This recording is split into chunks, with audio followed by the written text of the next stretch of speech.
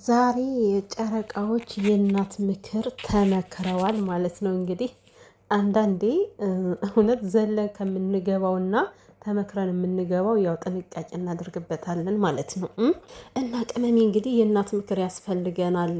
እኛ ጀማሪ ሰዎች ስለሆነ ያው እንግዲህ ሀይሚና ብሩኬ እንደሚታወቀው ዞሮ ዞሮ ዘገየን ፈጠነም ወደ ትዳር መግባታቸው የማይቀር ነው። ስለዚህ ገና ከወዲሁ ምክር መውሰድ ፈልገው እናታቸውን መካከል ቁጭ አድርገው ደስ አይሉም? ግን የኔ ወዶች እንዴት እንደምታምሩ ከአይን ያውጣችሁ፣ ከአይን ያውጣችሁ።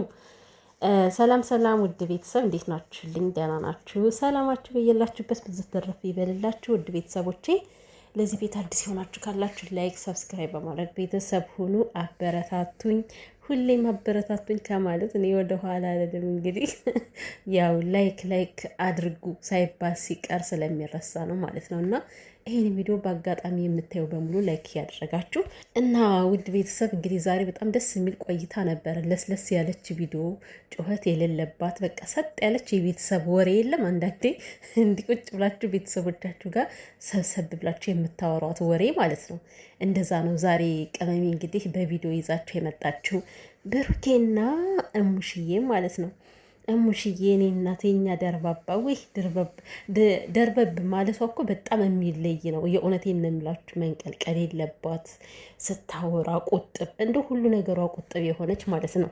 እና እሙሽዬ እኛም በጣም ነው የምንወድሽ። እውነት ተመልካች በጣም ነው የሚወዳት እሙሽንና ያው የሰው ልጅ የሚወደደው የሚጠላውን በራሱ ስለሆነ ማለት ነው። ከሙሽ ላይ አሁን ምንም የሚጠላ ባህሪ የላትም እና ሁላችንም እንወዳታለን። ትንሹ ትልቁ ነው የሚወዳት ማለት ነው። እኔ ደግሞ ማለት ነው ቤተሰብ የምሬን ነው። ይሄ አረገዝኩ የሚለው ፕራንክ እኮ የሚቀጥል መስሎኝ ነበረ እንዴ። በጨረፍታ እኮ ነው የተውት። እኔማ በጉጉት እየጠበኩ ነበር እኮ ሪአክሽኑን እና ማለት ሙሽ ምን ይሰማታል የሚለውን እየጠበኩ ወዲያው አረገዘች አለ። ወዲያው አበቃ ማለት ነው ነገርየው። እንዴ ቀጥ ያለ ፕራንክ መስሎኝ ሰፍ ብዬ መጠበቄና ግን እሙሽ ማለት ነው እንኳን አይደለም አንድ ልጅ ቀርቶ 4 ልጅ ባንዴ ብሩኬ ወልዶ ቢሰጣት ደስታዋን አትችለውም ማለት ነው። የምር በጣም የልጆቿን ልጅ በጣም ትወዳለች። የማን ነበረ የመለኛውን ልጅ ነው አሁን ማን ነበር ያሉት ቡቾቹ ነው እሱም መሰለኝና ሌላው የኔ ጥያቄ ቤተሰቦቼ ማለት ነው በአያት የሚያድጉ ልጆች ግን ለምንድን ነው ቀብጥ ብለው የሚያድጉት? ለምንድን ነው ቀበጥ የሚሆኑት? ሙልቅቅቅ ነው የሚሉትና ግራ የሚገባ እኮ ነው ሁሌ ማለት ነው። ማለቴ እሺ ሀያት ከቤተሰብ የበለጠ ፍቅር ይሰጣቸዋል፣ ከቤተሰብ የበለጠ እንክብካቤ ይሰጣቸዋል ማለት ነው። ሁሌም እኮ ነው እኔ ጥያቄ የሚሆንብኝ በየትኛውም ቦታ ስታዩ በቃ እናትና አባት ቆመው ሩጠው ሀያትን የሚያቅፉት ነገር እኮ ግራ ይገባኛል። አሁን ብዙ ጊዜ ፈረንጆች ነው ያለውኝና እናት አባት ቆመው ሀያቱን ለማቀፍ ይሮጣል ህፃኑ እንዴ። እና ምንድን ነው ለየት የሚያደርገው ነገር ምንድን ነው? ሲቀጥል ዛሬ ያላወሩት ነገር የለም። ስለ እቃ ማውርተዋል፣ ስለ ቤት፣ ስለ ቡፌ። የእቃው ነገር አይወራ ነው። እውነት እኮ ነው፣ እውነት ነው። አንዳችም ስህተት የለበትም በእውነቱ ማለት ነው። እኔ የሚገርምኝ ማለት ነው። እሺ እቃ የሚገዛው እንደሚታወቀው ልንጠቀምበት ብቻ ያው ለመጠቀሚያ ነው እንጂ መቼም ለጌጥ አይደለም እቃ የሚገዛው። ግን የኢትዮጵያ እናቶች አንድ ሰው ለሰው አይደለም እኮ አብዛኛውን እናቶች የተባሉ እቃቸው ቡፌ ላይ እንዲወርድ አይፈልጉም። እውነት ይህ ስለ እቃው ሲያወሩ በሳቅ ምክንያቱም ያው ያለበት ይበንበት ይባላል ማለት ነው። የምሬ ነው። እኔ የኔ እናት እንኳን አይደለም ከቡፌ ቀለም ነውጣ ማለት ነው። ይሄ ከነጆኩ የሚገዛ ኩባያ የለም ብርጭቆ ማለት ነው። እሱን ከነከነባት ተው ልጆቼ ይሰበርባቸዋል ነው የምትለን ማለት ነው።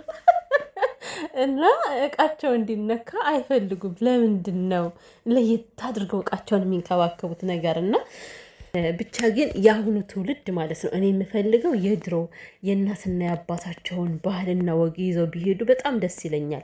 ማለት ይሄ የድሮ ባህልና ወጉ ስላችሁ አንዳንዴ ኋላ ቀረነት የሚያደርጉትም አለ እኮ። ድሮ እናትና አባቶቻችን ያው ድሮ የመጡበት መንገድ አንዳንዶቹ ስህተት ናቸው እውነት ለመናገር።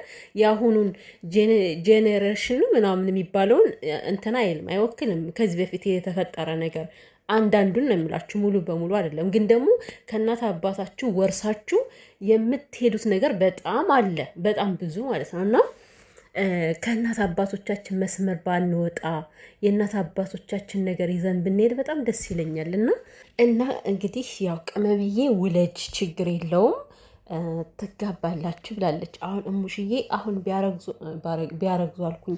ለምሳሌ ቅመምዬ አሁን ብታረግዝም ምንም አትቆጣ ማለት ነው። ያው እንዳረግዘች ይጋባሉ ብላ ስለምታስብ ነው። እንደ ዘመኑ እኮ ነው፣ እንደ ዘመኑ ነው። ግን ደግሞ እንደዛ አይሆንም። ሀይሚና ብሩኬ ድል ባለ ሰርግ ተድረው ሀይሚዬ ቤሎዋን ለብሳ እኔ በቤሎ ማየት አማረኝ። ቅመሜን አሁን አማረኝ። እኔ እርጉዝ በሆነ አሁን ሙቻለሁ በቃ። ምክንያቱም ሀይሚ እንዴት ነው ለእኔ ቤሎ የምትለብሰው? እና እሱም በሱፉ እሷን በቤሎዋ ሆነው ፏፈሽ ብለው ተድረው ከዛ በኋላ ማለት ነው 4 ልጆች ይመጣሉ። ማን ነበረ ስማቸው? አብሳላት እንኳን ተቀየራለች። ማን ነበር ያላት? ቀየር አብሳላት ነው የቀየራት። ግን ቤተሰብ ያቺ ከመጣች ወዴ ነው አይደል? ብቻ ግን ስሙ እኮ ቆንጆ ነበር፣ ደስ የሚል ስም ነበረ ማለት ነው። እና ብሩኬ ደግሞ ማለት ነው እንደው ከመጀመሪያውም እንደዚህ ነው ወይንስ ዛሬ ላይ እየታላለባችሁ?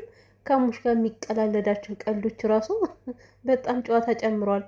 አንተ ጨምራል ነው ያለችው ሙሽዬ እኮ ተለየባት እኮ። እና ብቻ በጣም ደስ የምትሉ ቤተሰብ ናችሁ። ፈጣሪ አምላክ በፍቅር ያኑራችሁ። ሀይሚን ብሩኬም ለሰርግ ለጋብቻ ያብቃችሁ።